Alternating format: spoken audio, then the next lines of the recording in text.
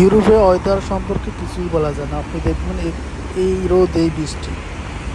আমি সকালবেলা দেখলাম ঘুম বৃষ্টি, মেঘ, চারিদিকে কুয়াশা। আর এখন বিকালবেলা কি সুন্দর রোদ, চারিদিকে রোদে ঝলমল করতেছে। তো সব দেশে, সব ইউরোপে একই সিস্টেম। ইতালি তো একই রকম।